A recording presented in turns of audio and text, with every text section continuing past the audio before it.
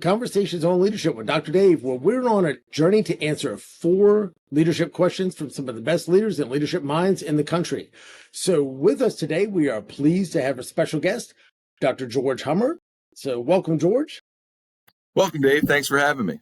Hey, no problem. Glad you're able to make it. So before we get started, introduce yourself to our listeners. Tell us a little bit about yourself, a little bit about your background, kind of who you are, what you do.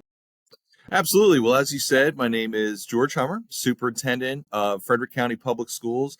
Been here a year and a half, and we always joke that's about 6 years in superintendent years. 6 really, really good years. I absolutely love it here. I'm very blessed and thankful to be here.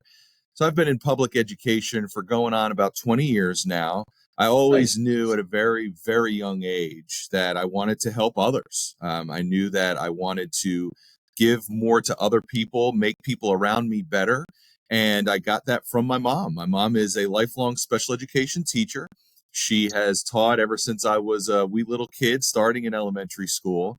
And she actually retired about 4 years ago, was home for about a month and couldn't stay away.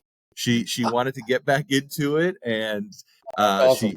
I always joke and say, I think because she just didn't want to be around my dad. But, you know, she definitely has a passion for helping kids and supporting others. And so she has done a fantastic job, and very, very proud of her. And that's where I get my passion from. So in elementary school, I was a peer counselor for my peers. So whenever one of my peers was going through something, it was a program through our counseling department. It was called STOP. And we received training, we went to camps, and we would help others as kids were going through things. And I really, really enjoyed that. And it really just opened my eyes in regards to where I wanted to go and who I wanted to be when I got older. And then in high school, when you had an opportunity to pick a separate class, right? Like some of my friends would get like an office aide job, or they wanted to get an extra block of PE. Well, I wanted to work on our special education classes as a class aide. So I would help our students with significant disabilities and really help and support them and really share that awareness out to others in regards to just doing more for others than you do for yourself. So then right out of college, graduated from Radford University in 2005, go Highlanders. I got a job as a basic ed instructor at a Goodwill Industries, and it was probably one of the best jobs that I had, Dave. I was actually helping adults with disabilities develop independent skills while they were working and trying to find independent living, and the job was amazing. It was so rewarding. All the adults that I worked with loved me, everyone that I worked with loved me. It was just, it was a private industry. So I was literally getting paid in peanuts and mints, and I was not making ends meet. Just got out of college. You know, I had loans. I was still living in my mom's house, which I was like, I got to get out of here. And a teaching job opened up so literally 2 months after I graduated. So graduated in May, got the job in June, job opened up in September, and the rest is history. So I was teaching at Battlefield Middle School. I was a special ed teacher for math and science. Nice. Coached football, basketball, was athletic director. I was there for 7 years. And I always had people pushing me because I always wanted to do more. I always wanted to learn more. I always wanted to help more people. And I always wanted to be bigger than what I was doing because I wanted to influence and help more. So my very first year, 2 months in, everyone saw my energy and how passionate I was. I was named the athletic director my very first year on the job because they had an athletic director who stepped down. They loved my energy and passion. And then I just had a thirst and a hunger to learn more. So I went to Mary Wash, got 2 master's degrees, one in special ed, one in administration. And that was a very eye-opening experience because I really got to network and connect with university professors and other educators from other divisions to really see what other opportunities were out there. And people were really pushing me to do more than what I was doing.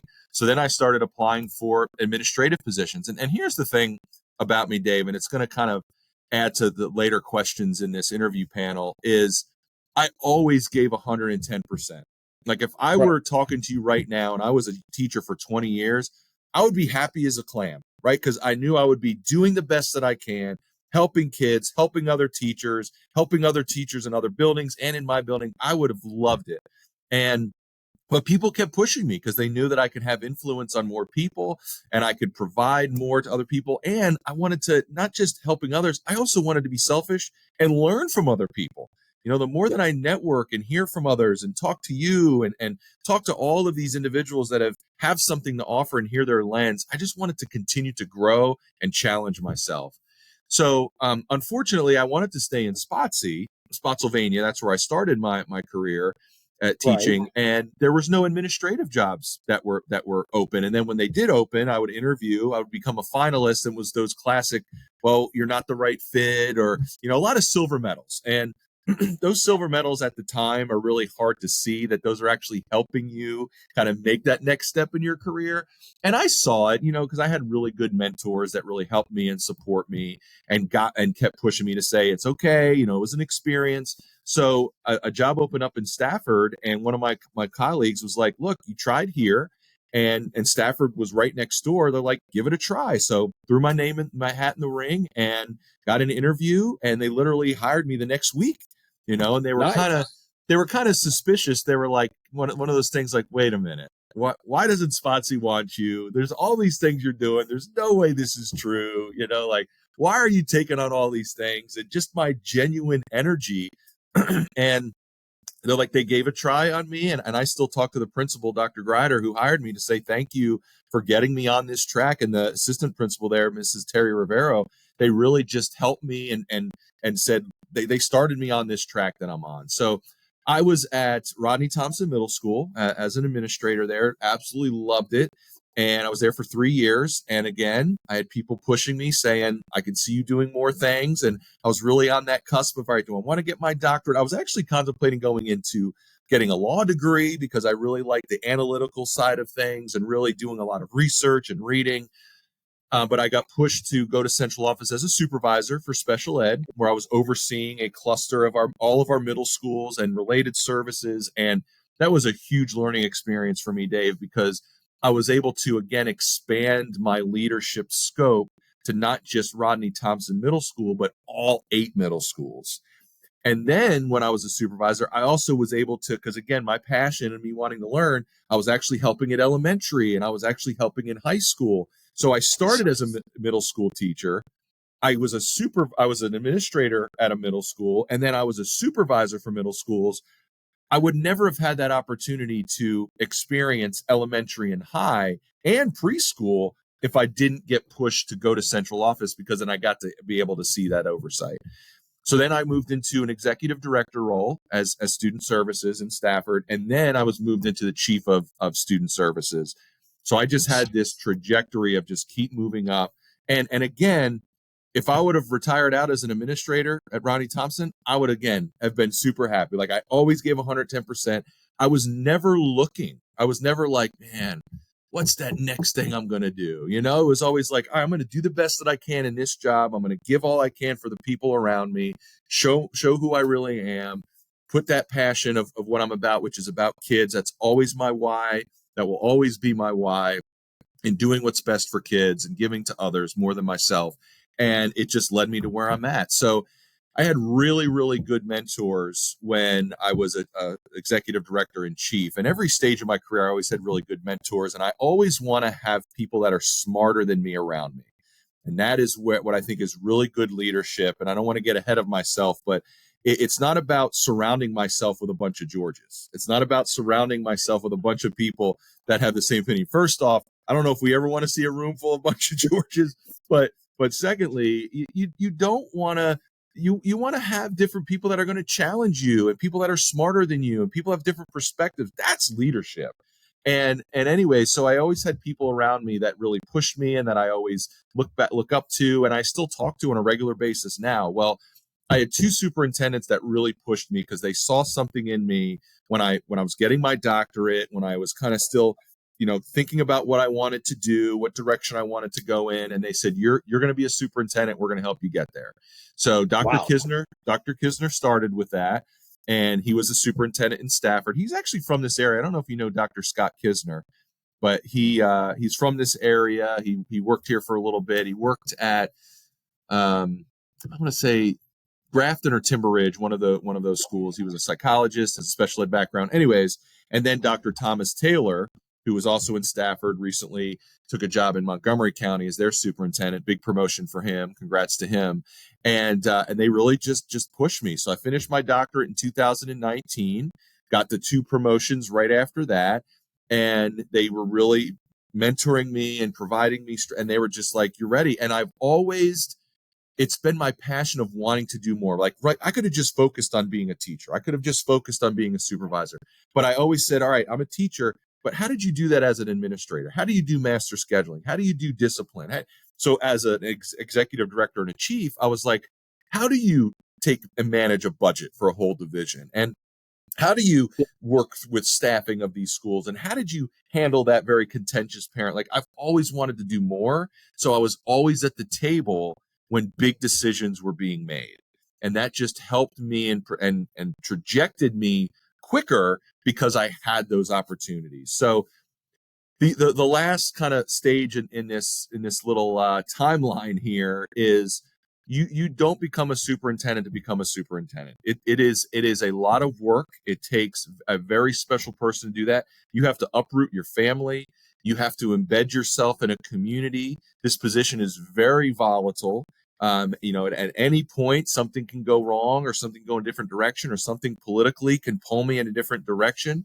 And you just have to do the best you can, keep the kids, the main thing, which is our kids, and just do the best that you can and navigate that. So Frederick County came open, and it was the stars aligned. There was a lot of aspects of Frederick County that I absolutely loved with the people and the students and the community. And there was a trend that was happening here that we were growing, and we had to respond to that growth. And that's something that I dealt with in Stafford because they grew very quickly in a short period of time. And I was part of that process and helping develop relationships between both of the boards. And it just, again, the stars just aligned. And I knew that this is the place that I wanted to go. And the first conversation that I had is with my wife and my family to say, do you support me? Because this is what I want to do. This has been my lifelong dream. I'm happy being a chief of schools. And that's the thing, Dave. I can't emphasize that enough. I wasn't like, man, I got to get out of Stafford or I got to get out of Spotsy. Like I'm always love what I've done and every stage of my career. And I've always given 110%. And that's where I'm at now. So that's a little bit about myself. Outstanding. Well, a couple of things I wanted to point out, highlight, and kind of come back to before we hit our first question. One, sure. For those people that are listening, since this is kind of a unique thing about the area that we live in, George is talking about Frederick County, Virginia, not spitting distance from us, Frederick County, Maryland, which we are the real Frederick County. Yeah. Real Frederick County. Yeah, let's go ahead and throw that grenade out there. But yeah, it's weird to have both of them so close to each other. And so you always have to be Frederick County, Virginia, Frederick County, Maryland, because you could, like I said, throw a rock almost and hit one from the other. Right. The other one I noticed that I picked up on a theme that you were talking about is that as far as leadership, being really good at where you're at, being there, be excited, put everything into the one job. And instead of saying, all right, how far can I go? Or, hey, I want to, my goal is to get up to this particular level. You're always like, there's people that notice the good work that you're doing where you're at. There's people that notice the enthusiasm and that notice, the hard work that you've been putting in and saw your potential. And so your willingness to learn, and you're like, wait a minute, you can do bigger things. You can have a greater impact. You can go further here. Let me take you by the hand and let me show you how to get there. Especially when you were talking about the superintendents, because trying to muddle through that on your own would have been a nightmare versus somebody taking you, by the hand and say, hey, let me, guide you in this process. Like I talk about leadership as being more of a tour guide than a travel agent. Right. And so there's plenty of folks that could have been a travel agent. Like, well, if you want to be a superintendent, here's the formula: A, B, C, and D. Go forth, get your EDD and just start applying. Versus somebody who was a great leader who was more of a tour guide. Say, hey, come with me. I'll show you. I'll lead the path. I'll show you the way. And here's how you can get where you're at. Because we think that the higher you go, the more you can have a positive impact on a greater amount of people. So I thought that was very cool to be able to, and it's a good lesson for people to say, hey, just focus down and concentrate where you're at, be happy where you're at, do the best you can where you're at, and the opportunities will kind of present themselves. That's it. That's exactly Yep. it. And like I said, it doesn't have to be, man, I got to get out of here. I mean, there's people that are in that boat, and God bless them. Some of us have been in that boat before. We're like, all right, I got to find something else. But when you're happy where you're at and you can turn around and take that and make a positive impact either there or somewhere else, wherever the kind of cards, are dealt, then I think it's fantastic. But with that, let's go ahead and get into the very first question. So what does leadership mean to you, and what does good leadership look like? Yeah, so I kind of touched on that. So leadership is about making other people around you better to achieve a common goal and Nice. to achieve a common vision. And you have to establish that by good communication, by being transparent, and not being afraid of having courageous conversations. And you kind of touched on that about the tour guide versus the travel agent. And there's a big difference between being a leader and being a manager. And there's nothing wrong with being a manager. You have to manage the day to day on making sure people are where they're supposed to be, doing what they're supposed to be doing, the day to day. There's nothing wrong with management. So anytime you hear that analogy, I think a lot of people think, oh, I don't want to be a manager then. No, that's not what that analogy means. What that analogy means is there's a difference between the two. You have to do both, but in order to be a good leader, you have to know how to manage people. And I'm a huge proponent of situational leadership in knowing how to get people to do certain things in regards to meeting that goal. And management is not about pointing your finger and telling people to do certain things. It's about putting the right people in the right place, again, to meet that goal and to meet the day-to-day expectations that need to be established. Now, leadership is, as I mentioned, also about having those courageous conversations. You can't just Right. continue to expect people to achieve their goals and make their day to day and take it for granted that people are self-driven and people are moving that right direction. Because like we just talked about earlier, Dave, I know that not everybody is happy where they're at. And that's just a fact, right? We're human nature, and that's just the way the world works. So, but it's up to leaders to build that culture, build that rapport, and help with the burnout. One of the things that I take very, very personally is why we have such a teacher shortage and why teachers are not only leaving divisions, but leaving the profession.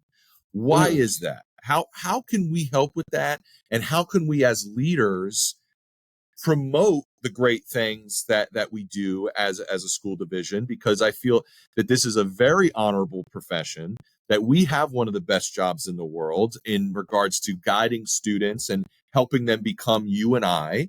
Right. And that is just one of the best jobs that you can even think about, to be around kids all day. Whenever I'm having a day of just meetings, I just pause and get into schools, remind us of why we do what we do, right? I'll go into the gym, or I'll go into a classroom, or I'll help in the cafeteria, or I'll go talk to some bus drivers. And just, it reminds us and keeps us grounded, because this job, yes, it is very rewarding and honorable, but it is also very, very challenging, and it can be very, very stressful if you allow it to do that. So back to the original topic, I say all that to say that as a leader, you have to know that.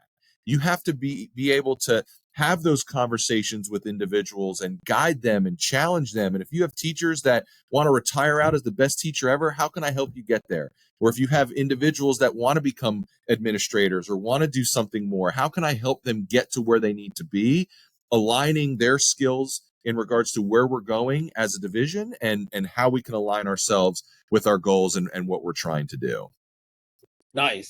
Oh, I like that. And one of the things that you mentioned that I'm a huge proponent of, I just did a presentation at the other end of the state about a week ago on kind of leadership versus management. And it's funny because people look at it as it's a false dichotomy. I don't want to be a manager. I want to be a leader.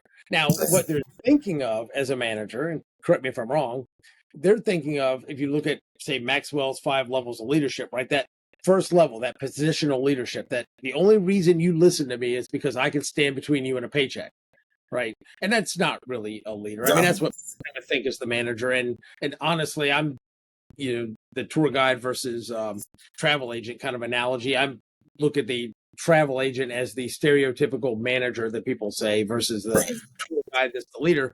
But one thing you said that I had kind of took a contrarian view at this presentation and really kind of hopefully, rattled a few cages was that you have to be both. Because going back to, the 30s and the scientific management, they talk about, what is the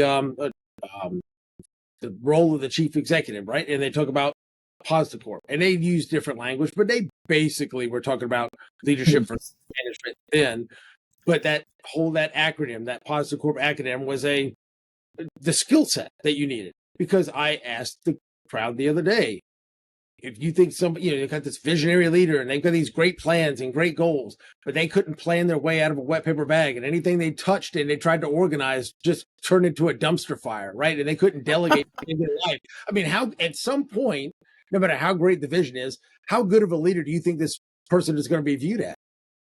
Right. They're not, right. Because they have no management skills. They can't do the tasks that they need, no matter how great. And then if you finally get into, okay, well, fine, that's not my bailiwick, that's not my skill set, I'm really the visionary of what. So are you going to bring in somebody that can do that? I use the example of Bill Gates and Steve Ballmer.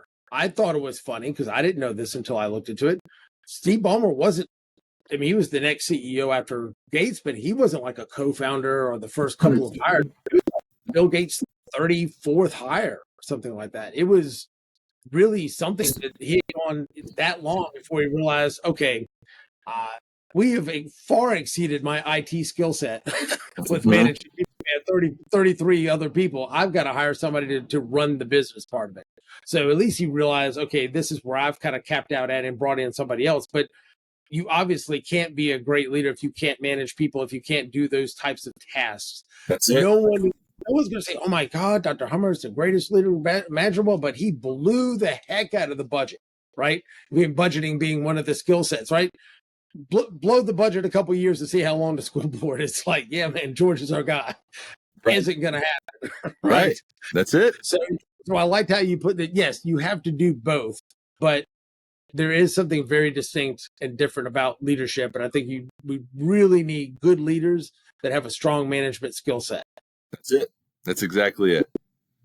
Well, we're going to wrap up this segment of Conversations on Leadership with Dr. Dave, and we're going to come back for our next segment and get to our next two questions. See you in a bit.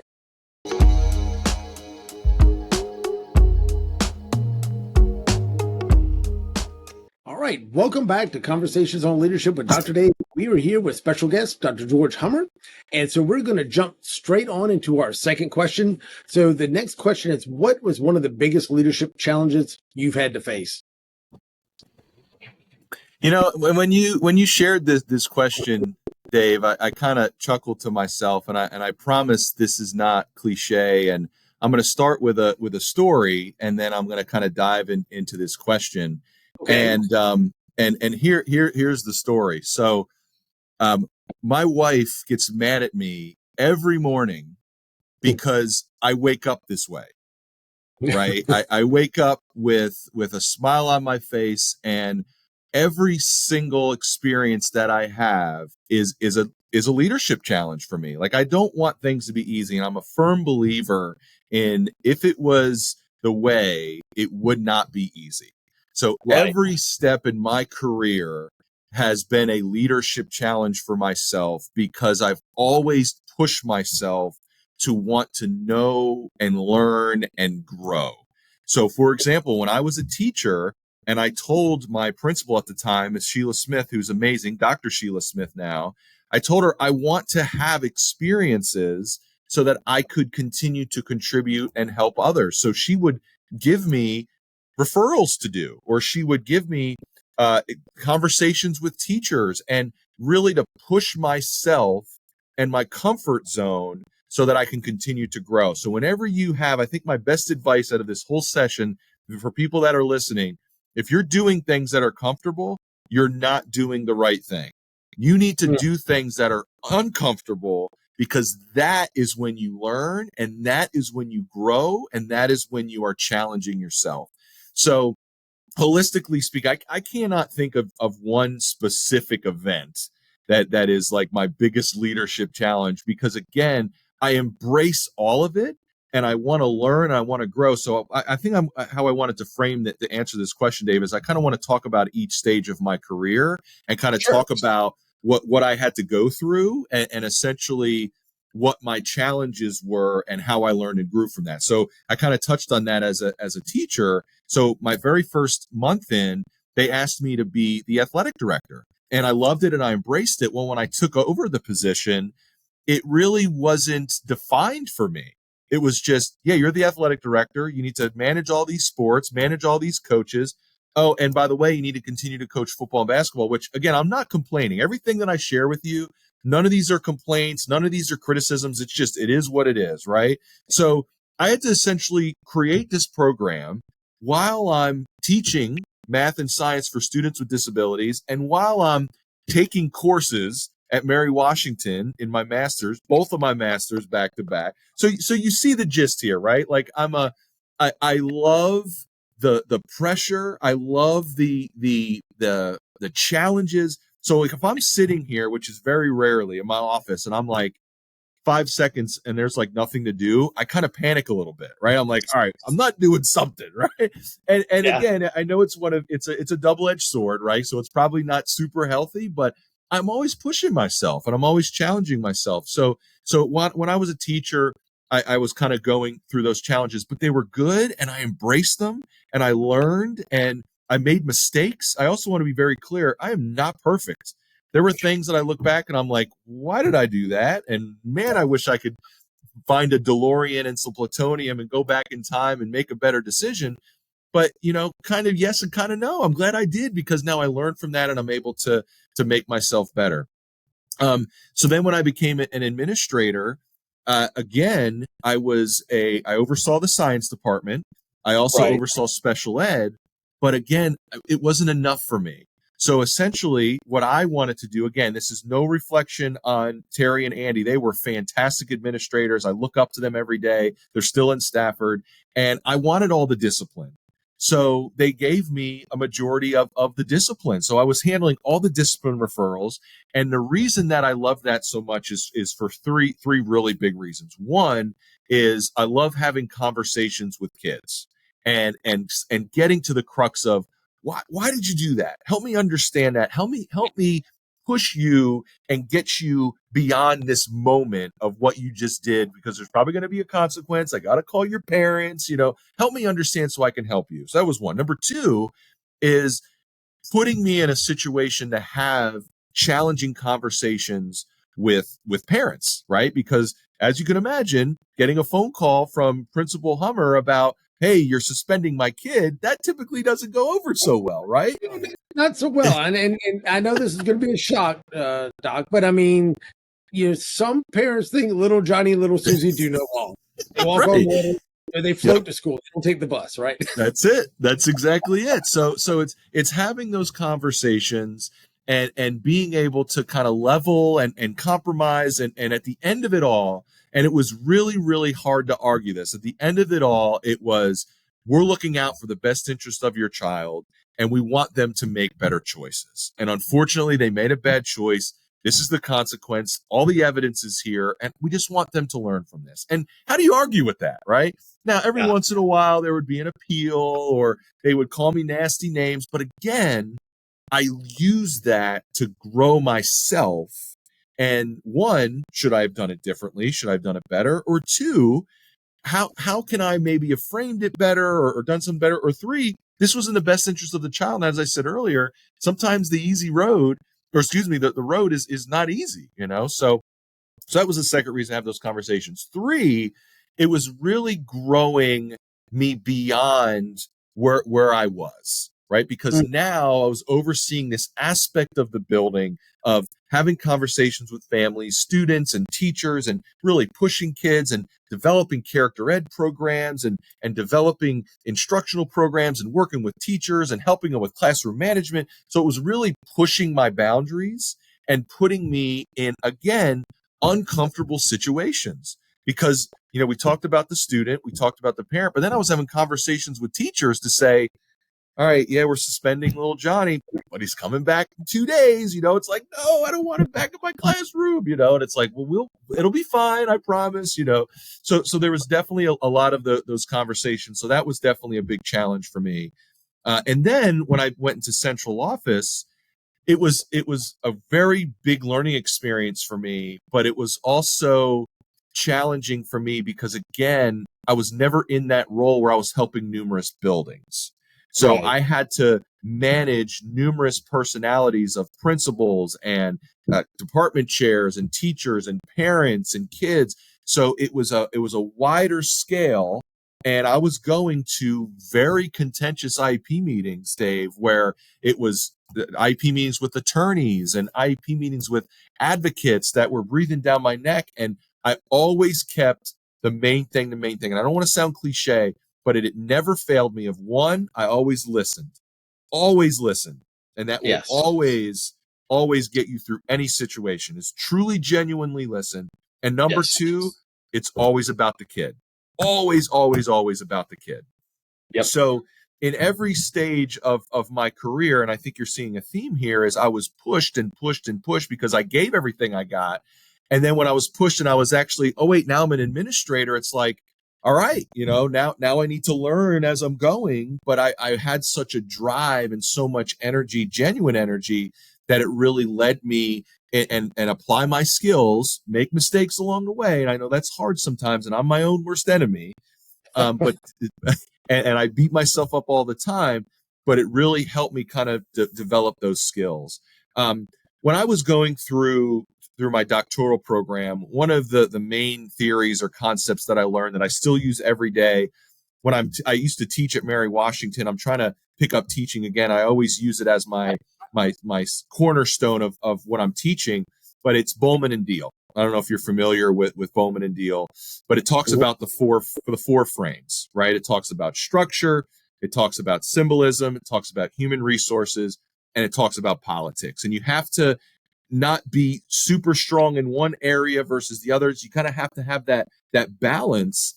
And that really kind of helped me develop who I was, establish that structure to what I was trying to do so that I can build people around me, learn from our mistakes as we went, and truly being a good listener, because that is the biggest difference, in my opinion, between leadership and management, is being a good listener and making the changes and adjustments. And even if it's something that you as the leader implemented or started, you have that courage to make those changes and say, my bad, let's readjust, let's work through this, or no, we're going to do this, and this is why, and we're going to have to agree to disagree and kind of move ourselves forward. So I think the main theme there, and then of course, coming into the superintendency, right? I mean, literally uprooting talk about uncomfortable, right? And not in a bad way, right? Being uncomfortable is good. For me, I love it. But uprooting my family to a community, yes, I've driven through Frederick, I've been to Winchester a couple times, but uprooting my family, coming in, literally, Dave, presenting the budget a week after I started, right? Given the budget, they're like, all right, here's the budget, present it next week. And I loved it. And that was I was in my niche, right? It's like, here it is. This is what I want to do. Keep the focus on the kids. Keep the focus on, I want to help people around me better. I want to move Frederick County and all of our kids in the direction we want to go in. And it was just, when you look back and think about it and you hear it, you're like, what the heck? Why did you do that? But it's like, it's a way that just challenged me and pushed me. And I embrace those challenges. So I love that question because it's never one specific, and it's what I love. And that's good leadership, because that's what a courageous conversation is to address the things that those elephants in the room. And I kick elephants out of my office all the time. We don't deal with those. We address them head on and kick them out, and we continue to move forward. Nice. Well, a couple things that really stood out to what you were saying is, be thankful that there wasn't one big dumpster fire that you're like, okay, I can point to that one. Like that was the one that like was awful. So good. One thing I was laughing about inside, I was like, oh, I volunteered to do all the discipline. I don't see anybody standing in your way, brother. Because I'm thinking it's like Mikey in the life cereal. Give it to Mikey. He'll eat anything, right? It's like you want to do all the discipline. Like I don't have to be the bad guy and have all the hard conversations. Merry Christmas, brother. Have at it, right? I can see every teacher and every administrator saying yes. You could take every bit of it. Now, like I said, great for skill building. And another thing that I want to make sure people pick up on, you talked about, being genuinely interested in wanting to listen. And the two advantages of that. One, God forbid you actually hear the information so you can make a decision and really be able to work through the situation because instead of you just, all right, I'm just going to come down and dictate X, Y, and Z. This is, here's the bad behavior. Here's the punishment. This is just the way life is, right? You get to hear them. But on the flip side, not only do you get more information to make better decisions, probably more important when you're dealing with little Johnny, little Susie can do no wrong, right? Is the fact that 90% of it, I guess, and I'd love to get your thought, correct me if I'm wrong. Most of the parents that would come down there to be angry, upset, whatever, they just want to be heard. That's it. That's exactly it. Each grievance or whatever, just listening and letting them just get it off their chest. And there's no arguing, there's no fussing, they just word vomit, blah, everything, all the grievance right out there. And then all of a sudden it kind of deflates the balloon and they're like, oh, okay. And then they've been heard. And I think that goes to a majority it's very important. Yes. Not only do you end up with a lot more information, but they feel like they've been heard. And so that gives it a level of respect. I think that really and it's helps not and also to be very clear, it's not placating, right? It's not listening just to listen and then all right, moving on. I gave you the opportunity. It's like genuinely listening. And when you genuinely listen, you have to find things to either one, compromise on, or right. One, help us move forward. Because at the end of the day, everyone in that room of that parent coming in, we're all an advocate for the kid that we're talking about, right? Yes. Always. We are all wanting what's best for that kid. And that's something we can agree on. And if that's something we can agree on, now we're getting somewhere because now we're finding common ground. And that's an advantage because you walk into the situation, no matter how contentious, with that one point of agreement, that one common ground. And I like the fact that you mentioned about it being authentic. Yep. Listen, you genuinely care and want to listen. And I'm going to use another municipal analogy, so I'm sure somebody's going to get upset with me, but they'll be okay. They'll get over it. The difference between I'm talking to you as the superintendent, and you're genuinely listening to my concerns, versus I go down to the city council about some contentious issue, and I have my 2 minutes, and all 8 or 9 of the folks are just doom scrolling, yeah, whatever, and you can tell not one of them is listening, not one of them cares. I just legally have to give you your 2 minutes, and then all of a sudden, all right, cut the mic. Next, and man, that is you want to talk about making people upset. When yes, you get to say your piece, but not a single one of them are paying attention, listening, or caring. Man, does that just stoke the fires? And there's nothing good about that. So yes, just giving people an opportunity to vent doesn't necessarily help or solve a situation compared to genuinely wanting to listen. That's it.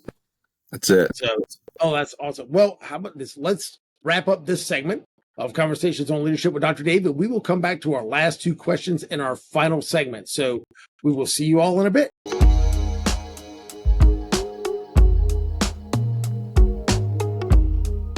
Welcome back to our final segment of Conversations on Leadership with Dr. Dave with Dr. George Hummer. And we are going to jump straight into our last 2 questions. So for our next question, George, what do you see as one of the biggest mistakes leaders make today? So I'm going to continue this theme going, and it's not listening, not communicating in a way that is clear and concise, because communication isn't just about talking. Communication isn't just about saying a bunch of words and hopefully something sticks. Communication is about being intentional.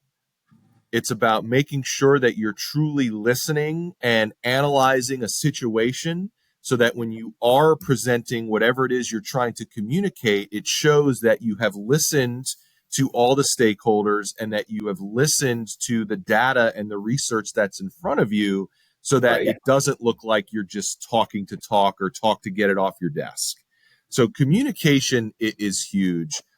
I think the other piece too is sometimes hidden agendas can get in the way. You know, again, as we spoke about earlier, I'm a firm believer in giving everything that I've got in what I'm doing. And if I retire out as the superintendent in Frederick County, like I told you guys earlier, I'm gonna be happy as can be. You know, but and I'm not trying to pursue different things. I'm not like, oh, I got my eye on the prize. Like I have a lot of work to do here, and I'm in a great place. So unfortunately, for some individuals or some leaders, that you could tell that there's different things that they are working towards, or there's Yeah. hidden agendas, or I don't want to. Actually, let me give you a prime example. We're dealing with the building of this fourth high school, and we're growing, and we have a lot of overpopulation and all these things that we need to do, and hidden agendas would be, I want this fourth high school on my time, on my watch, so I can put a notch on my belt so I can add it to my resume. This Yep. fourth high school has nothing to do with me. Nothing, right? It has to do with this community. It has to do for our students, and it has to do for the future of Frederick County. So that is what I promote, and that is what I'm pushing. And all the time people say to me, oh, well, you want the fourth high school. No. I don't want it. I've just looked at the data to say we need this. And Dave, if the data showed that we didn't need this fourth high school, then that's what would be communicated to say, you know what, our population is going down, or, I think there is some other things that we can do. And we have considered them numerous things. So making sure that whatever you're communicating is based on data, that's based on the information in front of you, and truly genuinely listening and making the decisions that are aligning with the vision of the organization and not your own. And unfortunately that happens. And unfortunately that is the demise of some leaders, and some really good leaders. So definitely delineating those two, and making sure that you're being a good communicator. Oh, I would say so. And like I said, leaders not listening is definitely a huge, huge mistake. And like we mentioned, in between segments, genuinely listening, not just, and not just the example I gave in the last segment about maybe the council member or the school board that was just kind of, obviously not paying attention. I just legally have to give you your 2 minutes, right? Big difference. But it's funny you mentioned about the high school because, going through the interview, you realize, okay, George needs a fourth high school. George needs a feather in his cap like he needs a hole in the head, right? It's like, look, I don't need the hassle, right? If I didn't have to. But it's funny you mention it, and I'll give you a great example. I'd love to get your thoughts on it. I grew up in the Hampton Roads area, right? Grew up in Chesapeake. So the high school district that I was in was Great Bridge High School. And they were growing, I mean, huge growing community. They had growing issues 25, 30 years ago, big time. What was interesting is that they decided they were going to replace the old Great Bridge High School with the new Great Bridge High School, right? Wonderful. They're not going to add a different one, but oh my God, the overcrowding and the trailers, and it was just a hot mess. This is what really struck me. This just, I don't know why, it just nails down a chalkboard as far as leadership, kind of visionary, kind of planning and development type of thing goes. So great ribbon cutting, brand new high school. This is amazing, blah, blah, blah. And it was at the time, man, it was gorgeous. It was nice. But what really got my goat was the fact that high school opened. They cut that ribbon, and they had not planned ahead for growth. They had apparently not looked at the right data or forecasted wrong, whatever. All I know is that brand new high school that was supposed to relieve all the congestion from the old high school opened with like at least 35 to 50 trailers in the back of it. And I'm like, you've got to be kidding me. So eventually they ended up, it was okay. Well, they ended up with a different high school elsewhere. And they relieved some of the tensions for, so yeah, but they not thought through it enough to realize we don't need to build the high school for the population we have today. We need to build the high school for the population that we're going to have several years after we've opened it. So, I mean, for something like that, what are your thoughts on that type of planning and decision making? So it's almost like you've watched one of our meetings here recently, Dave, because that is the conversation that we're having now, right? And one of Never the have. things, It's the president, I promise.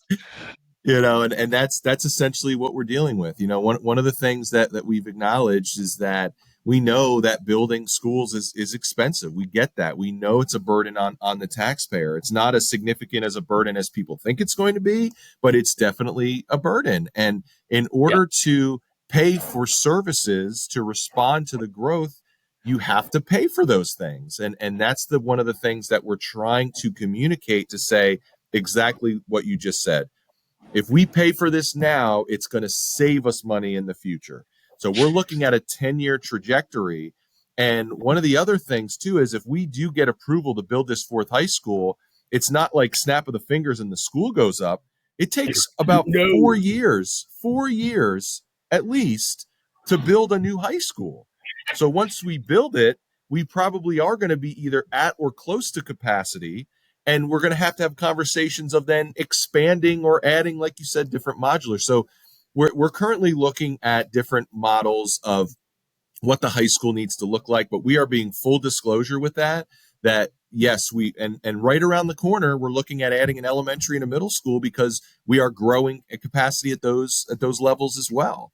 And the other piece too is, I always use this analogy. Yes, my car can go 120 miles an hour, right? If I drove my car 120 miles per hour all the time, one, I would get a ticket, but two, my engine would not survive.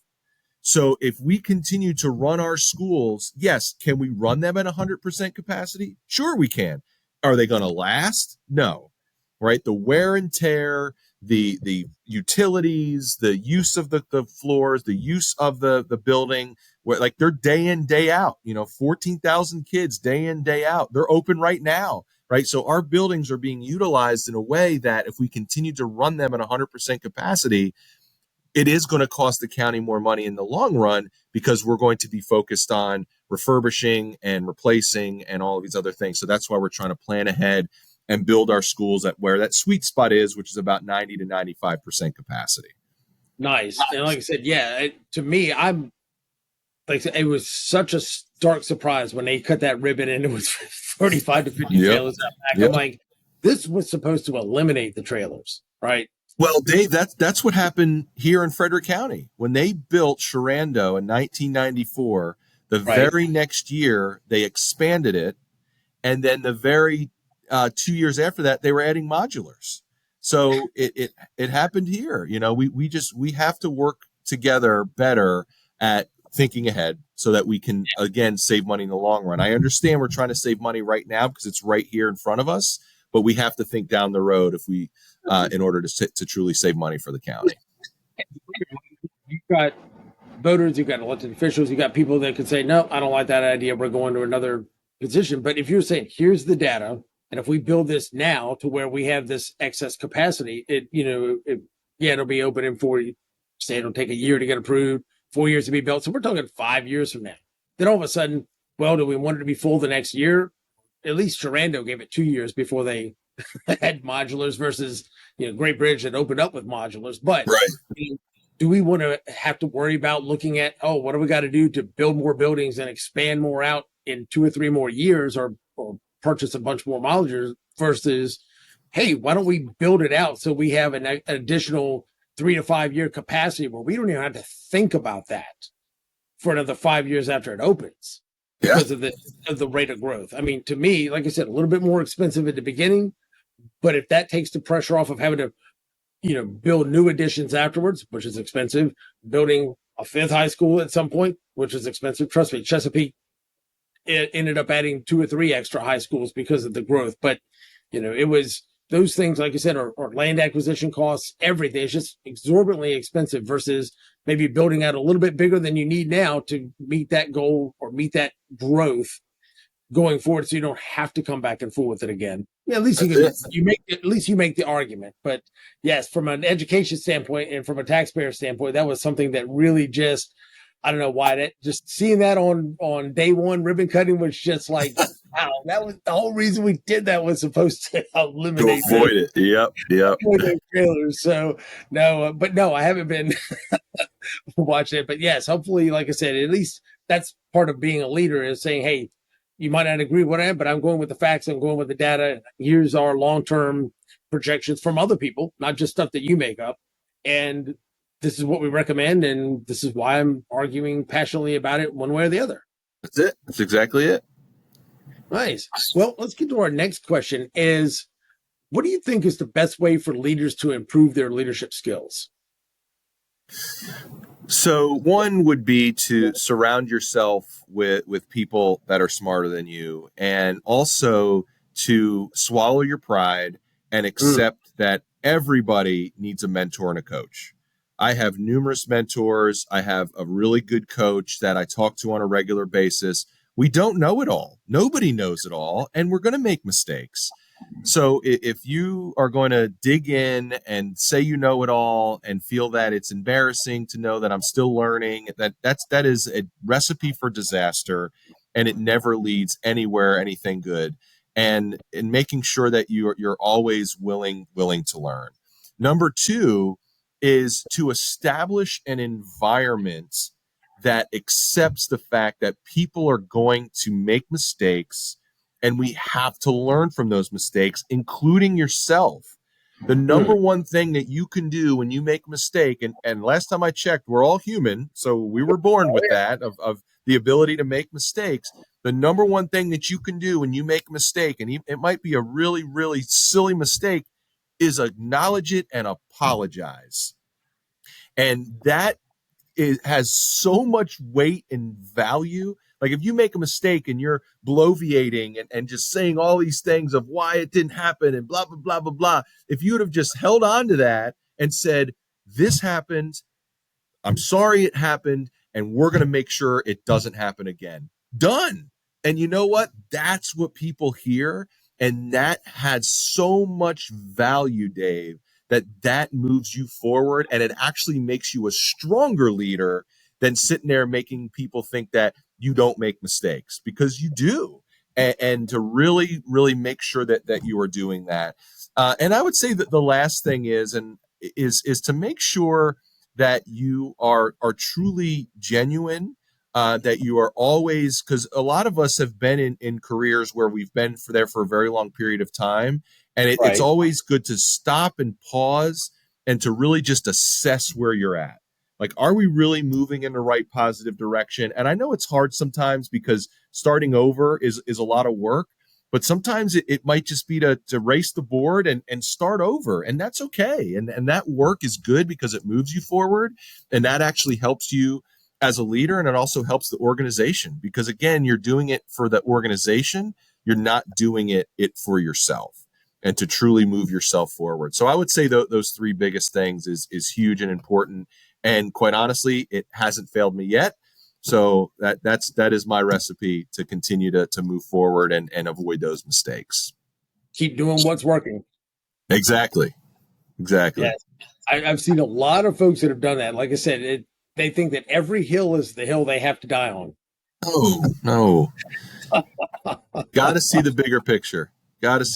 Picture. And there's some that it's worth it. It's worth digging in the heels and like, nope, this is where we're planting the flag. We're going to take the stand here, like do or die. This is the issue. This is the concern. This is the problem. But when minor mistakes, like you said, silly stuff, like instead of just my bad, you're right, I messed this up, and just keep on going.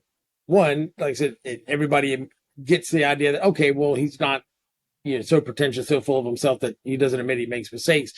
But man, that is exhausting being around somebody like said that every single issue, every single point of view is the hill they're going to die on. Yeah, that's exactly it. I was back when I was in my previous position, I was dealing with a very angry parent, and it got all the way to my level. And she came in and we were chatting, and she was just venting and venting and venting and venting. And I was just listening, genuinely listening. And then, she was done, and I stopped and I said, ma'am, I'm really, really sorry that this happened to you and that you guys had to experience this.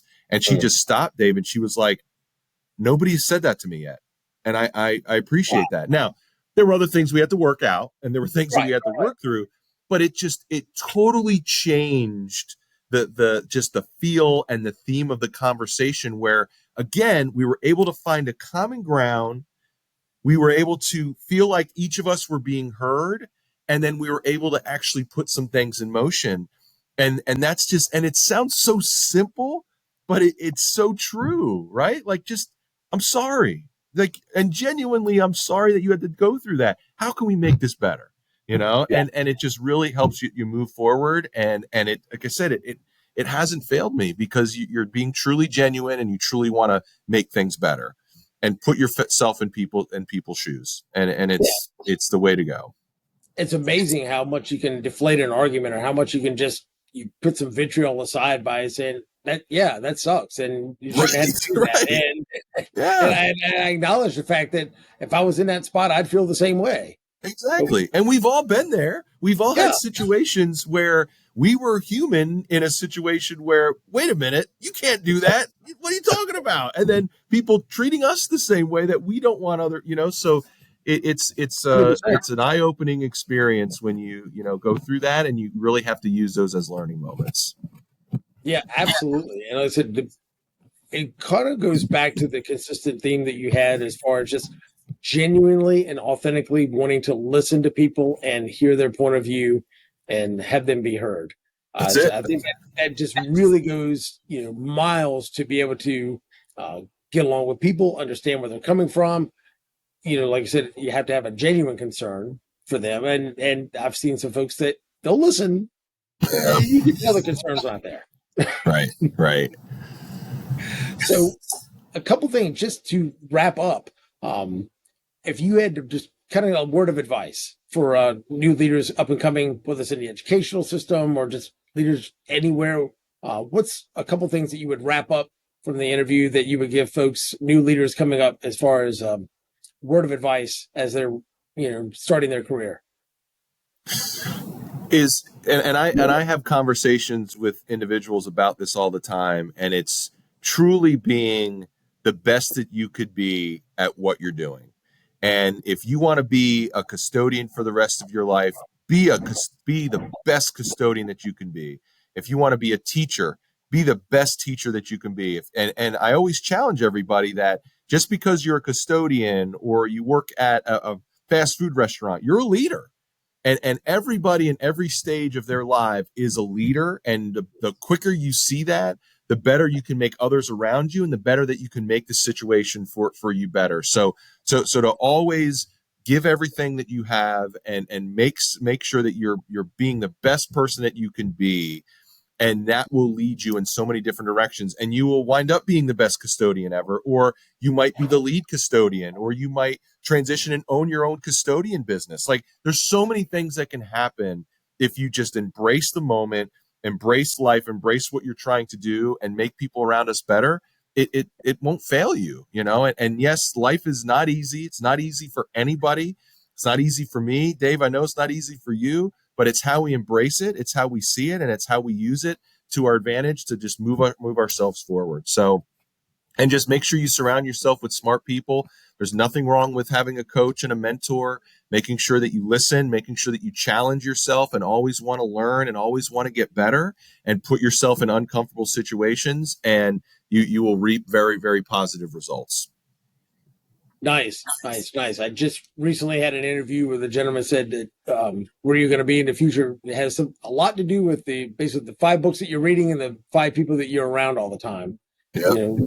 Like that's a lot of what goes into the people that you surround yourself with. And like I said, I like your thoughts about having a mentor and a coach, somebody that's been doing this. Okay, so you've been a superintendent for X number of years. There's somebody that's been a superintendent for 30 years, right? They've seen everything. They've gone through all the challenges. So having somebody like that to lean on is, invaluable. Yeah, that's it. And sometimes it's that in every industry. So as wrap up, tell our listeners how they can connect with you, connect with the school system, connect with you on LinkedIn, basically all the, goodness. How can they connect with all the goodness of George Hummer? Yeah, just go. And that's one of the things that I'm very passionate about is making myself available. I get out to schools all the time, as I mentioned, after school events. Hopefully, a lot of parents have seen me out there. I've received a lot of positive feedback on that. I hold a lot of town halls. I hold conversations with the soup. I have lunch with the soup for our students. So there's a lot of things that I do. But if you want to get a hold of me, just go to our website at frederickcountypublicschools.com. Remember, as Dave mentioned earlier, this is Virginia. And you go under the superintendent section and send me an email, and more than happy to have a conversation with you. It would be interesting to all of a sudden the Frederick County, Maryland superintendent's like, why am I getting all these emails about this podcast? What are they talking about? That's it. Wouldn't be the first time that has Right, happened. exactly. So with that, thank you, George, for being a guest, and we will see you all back with Conversations on Leadership with Dr. Dave next time. Take care.